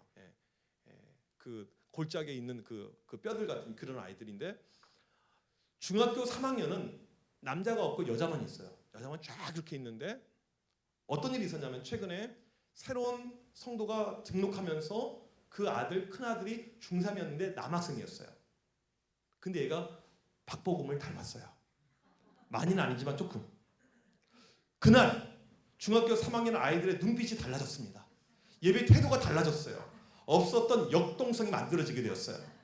이 아이는 교회 처음 왔던 바로 그날 어떤 여자애한테 번호를 따였습니다. 여러분 아이들도 그래요. 아이들도요. 교회에서 우리끼리끼리로 끝나버리게 되면요. 이 교회의 희망과 소망이 거의 없어지게 되는 것입니다. 코로나 전의 통계예요. 지금 훨씬 더 심각합니다. 주일학교 가운데 1년에 1회 이상 전도하는 교회가 한국 교회 가운데 10%밖에 되지 않습니다. 지금은 더 없어요. 아까 저희 교회 상황을 말씀드렸지만 청파 초등학교 애들도 별로 없고 하지만 학교 앞 전도를 나가고 있어요. 이제 학교 앞 전도하게 되면 여러 가지 민원, 반대. 여러분 기독교 역사에서요. 전도와 선교는요. 웰커밍을 받았던 적은 한 번도 없습니다. 무엇인가 어려움이 있어요. 이 어려움을 우리가 잘 슬기롭게 대처하는 지혜가 필요한 것이죠. 물론 학교 앞에서 그냥 막 나눠주면 누가 좋아하겠어요. 한 가지 제가 또 재미난 이야기를 말씀드리면요. 이제 민원이 들어옵니다. 전도하고 막 이거 안 좋은 것 같다. 나눠주는 거. 상당히 많은 민원을 누가 넣냐면요. 이단들이 넣습니다. 동네에 있는 이단들이 보면서요. 저 기독교 안 되겠다. 이렇게 넣어요. 제가 이것을 옛날에 봐왔던 모습이 있습니다. 지금 저희 교회 이제 하고 있는 것 중에 하나가 붕어빵 전도를 하고 있어요. 대전은 붕어빵 많이 팔죠. 서울은 안 팔아요. 두 가지 이유 때문에 안 파는데 첫 번째는 무엇이냐면 붕어빵 단가가 너무 올라가서요. 비싸서 못 팔고 있고요. 그 다음에 아마 지역적인 이런 상황이 있는 것 같은데 저희 동네에 붕어빵을 엄청나게 많이 팔고 유튜브에 아주 유명한 분이 계신데 그 검정색 붕어빵이 있어요. 뭐 이렇게. 근데 이분이 최근에요. 그 상가를 사가지고 들어갔어요. 붕어빵으로. 네, 아무튼 네. 그래서 이제 상가에서 붕어빵을 팔고 있어요. 1층에서 이렇게 아주 작은 샵이긴 하지만 그래서 이제 어떻게 전도하면 좋을까라고 고민하다가 동네에 붕어빵 파는 데가 없어요. 붕어빵이 비싸더라고요. 단가 계산해 보니까 반죽 이렇게 되니까 하나 만들어내는데 360원인가 나와요. 아우 비싸다. 근데 아무튼 이제 교회 앞에서 붕어빵을 목요일 날 이제 권사님들이 만들어서 파는데 놀라운 것은요. 붕어빵을 많이 안 파니까 오토바이가 가다가 돌려 다시 들어와요. 한 해 얼마예요? 저희는 이제 가격을 파는 것이 아니고 복음을 팔죠. 네, 예수 믿으세요. 다 주고 이 붕어빵을 또 구운 것을 학교 가서 또 애들 나눠주면서 전도사 아무튼 이렇게 하고 있어요. 근데 지금 보게 되면 이 우리끼리 이렇게 가면 안 되고 반드시 우리 가운데 이 지경을 넓혀서 갈 수 있는 이건 지역적인 교회적인 반드시 대안이 필요하다는 것이죠. 근데 여기서 중요한 것은 무엇이냐면요. 때로는 열매가 바로바로 없을 수 있습니다. 그런데 아이들을 얼마나 사랑하는가 이 마인드라고 저는 생각해요. 바로 여러분 교회가 전도에 힘써서 배가가 되면 좋겠지만 그런 역사가 없더라도 제가 예전에 서울에서 전도사 사역할 때 전동중학교라는 학교에서 토요일마다 매주 학교 앞에서 전도했는데 1년 동안 열매가 몇 명이었냐면 빵명이었어요. 상관없어요. 사도 바울이 고린도 전서 3장 6절에서 뭐라고 이야기합니까? 나는 심고 아볼로는 물을 주었을 때 오직 여호와께서 자라게 하신다. 바울이 했던 것은 무엇입니까? 심는 거, 뿌리는 거. 여러분 우리가 항상 거두려고 하니까 이거 욕심이죠. 하나님께서 필요하면 걷게 하는 것도 주시지만 우리에게 1차적으로 중요한 것은 뿌리는 거예요. 지금 많은 교회들이 이 뿌리는 것을 놓치고 있는데 뿌려야 됩니다. 이게 정말 중요한 거예요. 우리 가운데 믿음이 있다면 선생님들에게 믿음이 있다면 믿음의 지경이 넓혀져야 돼요. 이게 무엇이냐면 아이들 사랑하는 것입니다. 다음 넘겨주시면요. 네. 그래서 우리에게 중요한 것은 이 아이들 사랑하는 마음을 회복하는 것. 그러니까 지금도 사랑하실 텐데 회복이라는 것을 왜 써놨냐면 더 많이라는 뜻이에요. 코로나 때 안 보였던 아이들, 출석부에 예전에 있었지만 지금 사라져버린 아이들, 이 지역에서 아이들 많이는 없지만 그래도 있는 가운데 놓친 아이들, 그 모든 아이들을 우리가 품을 수 있는 그 마음이 정말 중요하다는 사실이죠. 다음 화면을 넘겨주시면 로버트 레이크스인데요. 1890년에 영국에서 주일학교를 만드신 분입니다. 이 주일학교가 어떻게 만들어졌냐면요. 이분은 영국 성공의 평신도예요. 주일학교의 시작은요. 목사가 아닌 교육자가 아닌 평신도입니다. 평신도 한 명이에요. 이때가 영국이 산업화가 일어나는 가운데 엄마 아빠 할 것 없이 다 공장에 가 있으니까 애들이 방치가 돼요. 공교육이 없었던 시절입니다. 이 로버트 레이크스가 이 아이들을 앉혀놓고 수학을 가르치고 성경을 가르쳤던 이 프로그램을 돌립니다. 이게 썬데이 스쿨 주일학교의 시초인데 애들이 너무나도 많아지니까 공간이 부족해서 교회 문을 두드렸어요. 근데 교회에서 거절합니다. 주일학교의 시작은요 평신도 한 명이었고 교회 거절의 운동이었어요. 그런데 30년이 지난 다음에 영국 주일학교 학생이 200만 명이 되게 됩니다. 이 시대 우리에게 중요한 것은 무엇이냐면 이 아이들을 사랑하는 이 한 명의 선생님. 그러니까 제가 이제 자꾸 숫자적인 이야기를 아까부터 드렸는데 많은 교사보다 아이들을 사랑하는 교사, 아이들을 정말 아끼는 교사, 그 교사가 있으면 그 교회는 되는 거예요. 그 교육부서는 되는 거예요. 우리에게 중요한 본질은 무엇이냐면 얼마나 많이 사랑하는가, 얼마나 많이 아끼는가. 저는 청소년 사역할 때 새벽부터 밤까지 아이들이 부르면 무조건 애니콜 나갔어요. 정말 아무 때든지. 어떤 날은 KTX 타고 들어와서 12시에 집에 들어왔는데 새벽에 애들이 호출이 있어서 새벽 3시에 나갔다가 또 아침 6시에 나가기도 하고 뭐 그렇게 이게 이제 맞다 틀리다 이것을 논하기 전에 얼마나 우리 가운데 아이들을 사랑하는 열정이 있는가 이것을 반드시 생각해 볼 필요가 있다는 것이죠. 애들이 기가 막히게 알아요. 선생님이 나를 사랑하는지 안 사랑하는지. 예전에 이제 저희 선생님 가운데 어떤 분이 계셨냐면 그 반에 엄청난 은혜를 줬어요. 고등학교 1학년인가 2학년 담임하고 계셨는데 그 반 평균 출석이 20명이 넘었어요.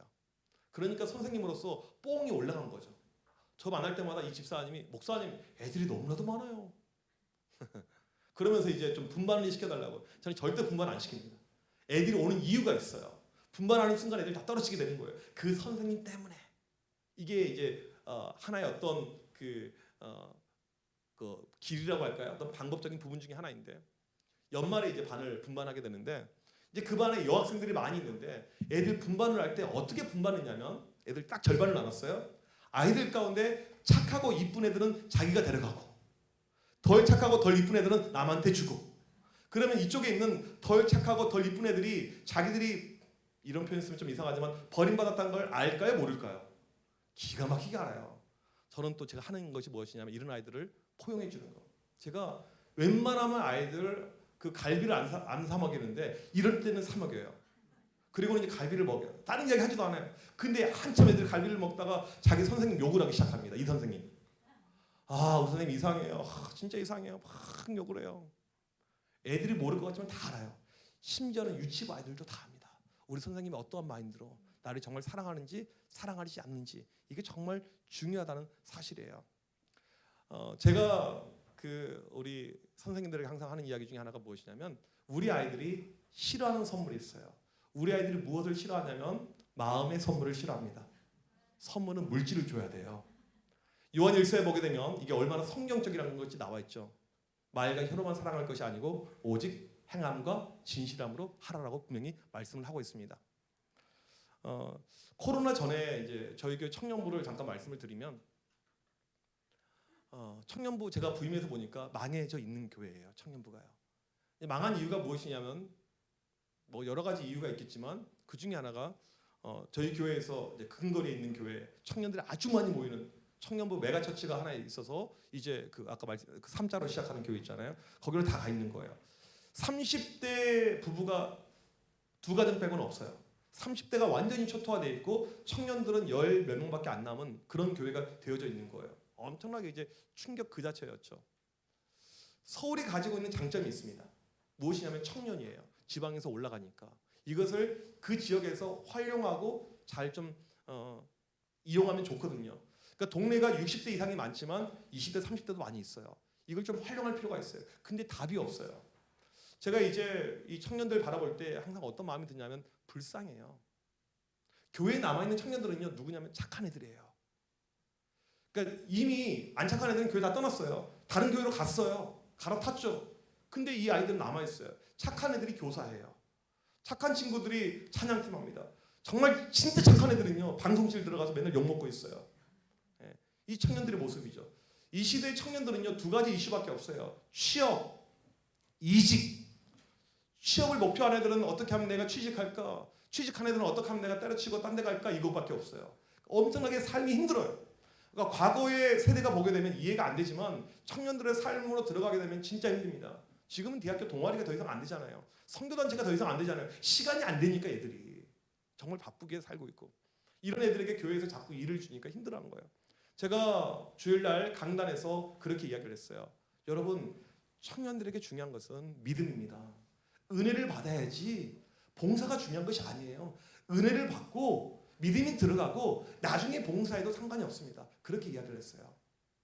교회에서 청년들 일 시키지 마세요. 청년들 앞으로 1부 예배, 2부 예배 이런 거 봉사시키지 마세요. 그냥 본인들끼리 예배만 잘 드리면 됩니다. 이것을 교회의 어떤 모토로 삼았습니다. 그리고 제가 교인들에게 당부했던 것이 무엇이냐면, 교회적으로 청년들에게는 앞으로 두 가지만 주세요. 둘 중에 하나만 주세요. 현금 아니면 카드. 저는 그래서 청년들 제가 솔선수범해야 되니까 만나면 오다가 수복 카드 주었는데 하면서 애들 막 줘요. 이렇게. 네. 뭐 죽긴 어서 주어요. 다 내 돈 내산이죠. 뭐. 그 다음에 저는 청년들 이제 햄버거 사줄 때 어떤 브랜드 사주냐면 쉑쉑버거. 네. 대전에 있나요? 야, 대전 수준이 높아요. 저번에 광주 갔더니 없어가지고 거기 시골이어가지고. 올해 파이브 가이스가 들어왔나요? 강남에. 예. 그래서 청년들에게 지금 저희 교회에서 가까이 있는 곳에 이제 파이브 가이스 2호점이 들어오거든요. 그거 먹자. 햄버거 하나에 13,500원이에요. 저희 집 애들하고 저는 절대 그런 데 가지 않습니다. 제일 싼 거 먹어요. 근데 청년들에게 이게 무엇입니까? 사랑을 진짜 보여주는 거예요. 말로 끝나는 것이 아니고 얼마나 우리가 사랑하는지 이걸 보여주는 것이 이 물질입니다. 이제 처음에 부임해서 청년들이 교회 허리가 돼야 되고 청년들이 부흥해야 되고 특별히 서울이 가지고 있는 지역적인 특징 가운데 지방에서 올라온 애들이 있으니까 청년부가 잘 되지 않으면 우리 교회 미래는 없다. 이게 제가 내렸던 결론입니다. 인구학적으로도 그게 맞았던 부분이고요. 그리고 3부 예배를 청년부를 신설해가지고 1시에 제가 설교하면서 본당을 올렸어요. 저에게 본당이요 되게 커요. 1000석이 넘어요. 근데 애들은 몇 명 안 앉아있어요. 얼마나 썰렁합니까? 설교하는데 설교한 맛도 안 나고 이게 뭐야? 제가 청년들에게 이야기했어요. 이날과 이때가 언제일지는 모르겠지만 주님 오시기 전에 우리 청년들이 한 100명만 예배 드리면 좋겠다. 예배가 재미도 없고 썰렁하고 한 것 같으니까. 우리 청년들이 한 100명 되면 좋겠다. 그날과 그때가 언제 될지는 모르겠지만 여기서 끝났어야 되는데 제가 말 실수를 했어요. 그 다음 말 청년들이 100명 넘어가는 그때 다 같이 9배 가자 이렇게 이야기를 했어요. 이게 실수였어요. 왜 실수였냐면 전지전능하신 하나님을 제가 너무나도 약하게 본 거예요. 코로나 기간이었는데 2년 만에 100명을 찍게 됩니다. 여러분 역시 놀라지 않으신 것 같아요. 근데 저한테는 우화가 아니었고요. 900이 걱정이 된 거예요. 이거 사 먹이려고 해보세요. 내돈내산 이게 내 돈으로 다 지출해야 되는데 몇백만 원 들어가는 거예요. 와 이거 어떻게 해야 되지? 근데 놀랍게도요. 청년들이 900을 까먹고 있었어요. 저도 까먹고 있었어요. 왜냐하면 그때가 이제 그 4인밖에 집합이 안 됐던 타이밍이었기 때문에요. 근데 우리 성령님은요. 생각나게 하시는 영입니다. 제가 집에를 가는데 성령께서 생각나게 하시더라고요. 900이 떠올랐어요. 그리고 우리 청년부 목사님한테 900 예약을 바로 잡으라고 했어요. 저한테 찾아왔어요. 목사님 그런데요. 서울에요. 900, 100명 넘게 예약받는 데가 없어요. 진짜로? 그러면 빕스 또 왔어요. 목사님 빕스도 안 된대요. 여러분 이런 것을 신학적으로 뭐라고 한 줄 아십니까? 여호와 이레. 돈을 굳을 수 있는 저의 찬스가 되었어요. 근데 한 번 한 중요한 약속이잖아요. 약속을 지켜야 되잖아요. 다음 사진 보여주실까요? 네, 출장 뷔페를 불렀습니다. 주일날이요. 저희 교회는 코로나를 이제 건너타면서 교회 패러다임을 바꿔가지고 교회 식당을 하지 않아요. 식당을 하지 않습니다. 소그룹을 해야 되니까 그 시간에. 근데 이때 청년들에게만 밥을 이렇게 먹였어요. 청년들이 너무너무 행복해하는 거예요. 무엇인가 특별한 모습, 무엇인가 특별히 사랑을 받는 모습, 그런 모습이 있을 때 움직이게 됩니다. 반응하게 되는 것이죠. 지난 작년 여름이죠. 이제 3년 만에 밖에 나가서 수련을 하게 되는데 제가 설교를 하게 되었습니다. 청년들을 찾아가는데 내가 무엇을 하면 좋을까? 무엇을 준비하면 좋을까? 2달 동안 계속 그것만 했어요. 그리고는 제가 무엇을 해갔냐면 다음 사진 보여주시면요. 네, 커피차를 가져왔어요. 커피차요. 커피차. 제가 뭘 잘 몰라가지고 이 커피차가 뭔지를 모르고 그냥 부른 거죠. 혹시 나중에 교회에서 할 일이 있을지 모르니까 제가 미리 말씀을 드리면요. 이 커피차는요. 차 한 대당 얼마 계산하는 것이 아니고요. 음료수 잔당 계산입니다. 제가 이것도 잘 모르고 청년들 밥 먹고 있는데 마음껏 마셔. 메뉴가 한 30가지 돼요. 아이스크림부터 얼마나 많은지 몰라요. 애들이 마음껏 마시고 예배는 천천히 나중에 늦게 드리고 그래서 상당히 또 많은 내돈내산의 역사가 있었습니다. 근데 끝난 다음에 청년들의 피드백을 받는데 자기들 생전에 이런 수련회가 없었다는 거예요. 너무나 애들이 감격받고 은혜 받았던 그 모습을 보게 되었습니다. 이 시대를 보게 되면 우리 가운데 자꾸 어렵고 힘들고 부정적인 것을 많이 이야기하지만 그 안에 돌파될 수 있는 부분은 저는 항상 있다고 생각합니다. 그 중요한 것이 무엇입니까? 우리가 가지고 있는 이 믿음의 지경을 넓혀야 되는데 그 넓히는 어떤 우리의 도구가 사랑이라는 것이죠. 세상이 줄 수 없는 사랑이 우리 가운데 있으면 이건 넓혀질 수밖에 없게 되는 것입니다. 지금 이제 핸드폰, 이 IT, AI 시대, 제4차 산업혁명 시대를 우리가 살고 있는데 너무 아이들이 기계 가운데 빠져 있다 보니까 오히려 감정이 메말르고 있어요. 선생님의 따스한 멘트, 사랑, 선물, 음식 이것이 과거보다 훨씬 더 소중하고 귀한 시대가 되었다는 사실입니다. 이게 정말 중요해요. 저는 이제 참고로 제가 이제 좋아했던 그 아이들은요, 좋아했다기보다는 챙겼던 아이들은 일진들입니다. 제 주변에 일진들이 많았어요. 사랑하면 사람들은 교회로 오게 됩니다. 이게 항상 교육의 원리예요. 사랑하면 붙게 돼 있고요, 사랑하면 오게 돼 있어요. 그 사랑이 온전한 사랑이면 반드시 옵니다. 일진들, 이 양아치들은요, 남은 것은 시간밖에 없어요. 학원도 잘 안 다녀요. 혼자 다니지 않고 때로 다닙니다. 한 번은 저희 교회 중학교 3학년 일진을 전도했어요. 일진이 전도한 게 아니고 애가 친구들을 전도했어요. 학교에서 유명한 일장인데 몇 명을 한 주에 전도해 왔냐면 20명을 전도해 왔어요. 동구나 어떻게 전도했니? 제가 이제 얼마 전에 이 친구랑 통화를 했어요. 또 어떻게 전도했니? 아니 목사님. 어떻게 전도했어? 그냥 한마디만 했습니다. 뭐라고? 안 나오면 뒤져. 야, 전도가 참 쉽구나. 우리는 어려운데. 이 일진이 이런 애들은요, 시간이 남아들어요. 시험 기간 되면 미치려고 그래. 목사님, 학교 너무 빨리 끝나서요. 미치겠어요. 학교에서 놀아야 되는데. 급식도 안 줘요. 막 그래요. 그래, 같이 야구장 가자. 야구를 한참 보는데 이 아이가 야구 선수에 집중하는 것이 아니고요. 치어리더를 계속해서 거기에서 은혜를 다 받고 있는 거예요.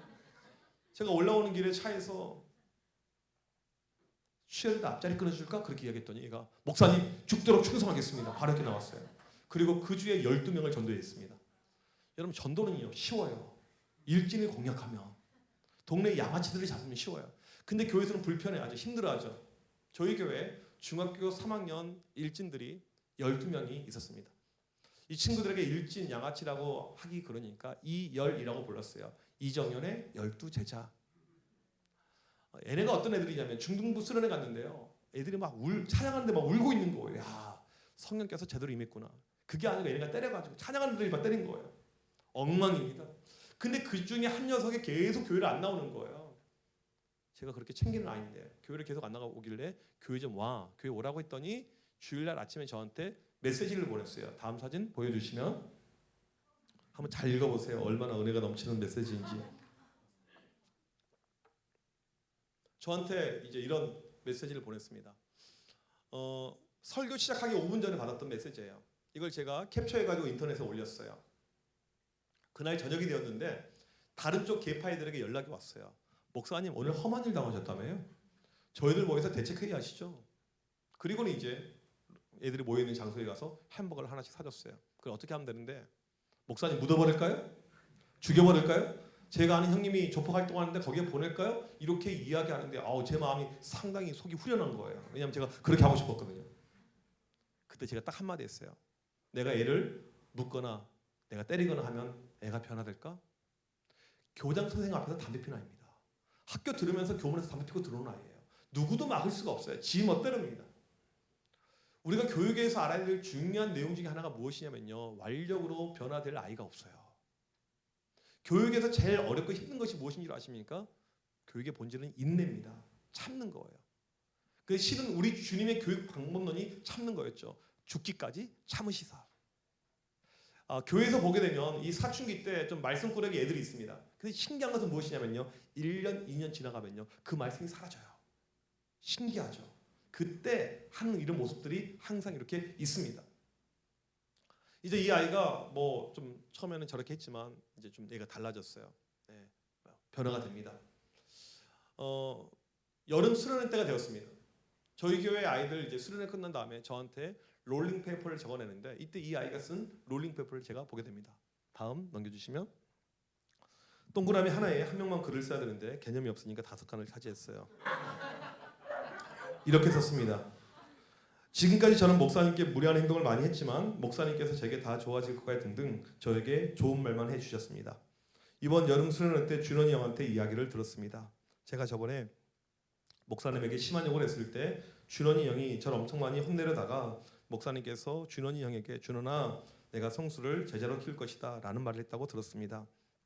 목사님 많이 죄송하고 존경스럽습니다. 저도 잘 커서 목사님의 진정한 제자가 되겠습니다. 저는 이 아이가 이런 이야기 할 것을 일도 생각하지 않았어요. 23년 동안 아이들 사역을 했는데 애들 다 알죠. 저는 전공이 청소년 교육이에요. 청소년을 석사 박사한 사람이에요. 애들 발달부터 해서 누구보다 모든 것을 다 꿰뚫고 있습니다.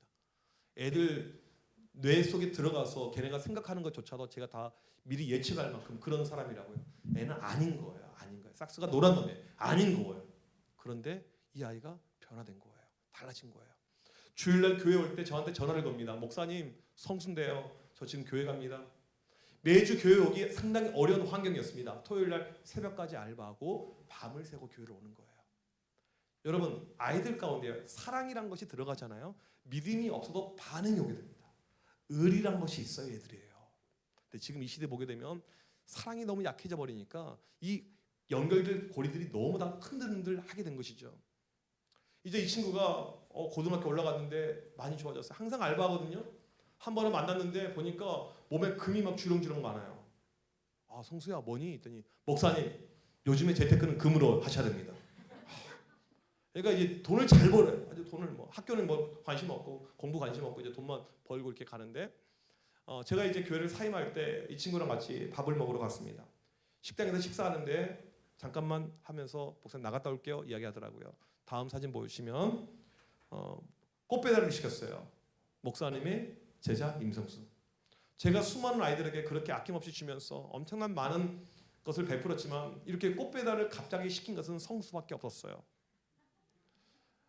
옆에 있는 기프티콘은 제가 새벽 예배 가려고 보면 얘가 새벽까지 알바하면서 하나씩 보내요. 목사님 이것 드시고 힘내세요. 제가 수많은 제자들에게 그렇게 맛있는 것을 많이 사줬지만 지금 저를 생각하면서 이렇게 기프티콘 보내고 있는 것은 성수밖에 없어요. 얘가 20살 됐을 때 이미 돈을 벌어서 자기 차를 사고 운전하면서 다녔습니다.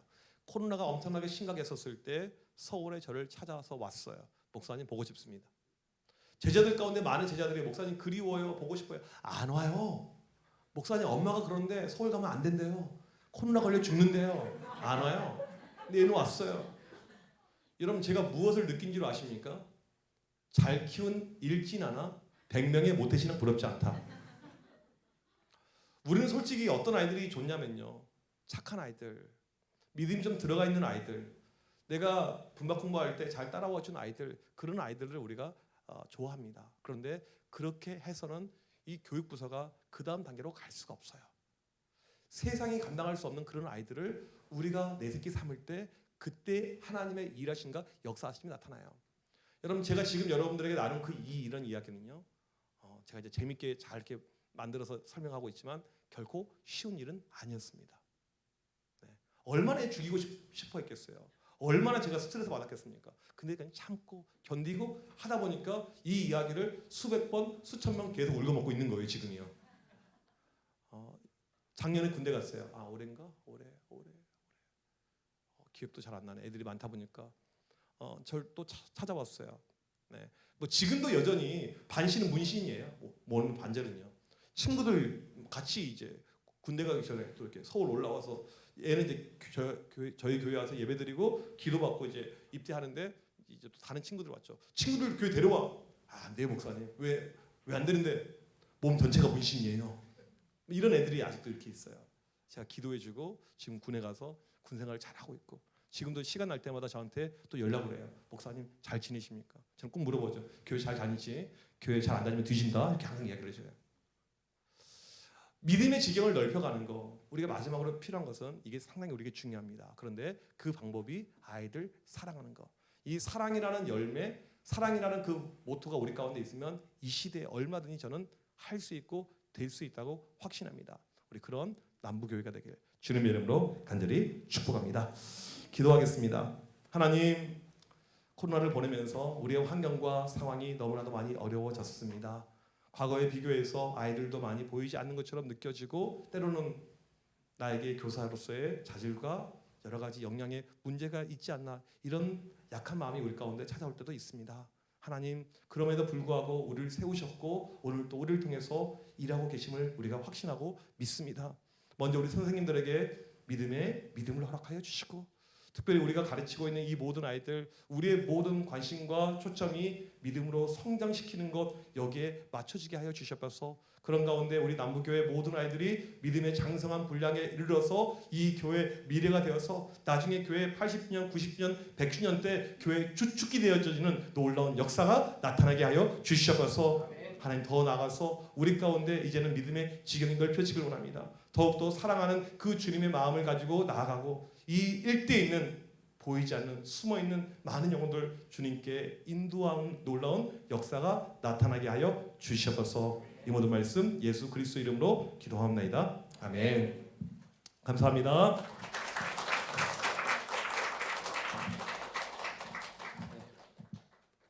목사님께 다시 한번 감사의 말씀. 네, 오늘 오픈 강의는 이렇게 마치고요. 광고 하나만 하고 마치도록 하겠습니다. 다음 주부터 본격적인 이제 교사 대학 강의가 시작이 됩니다.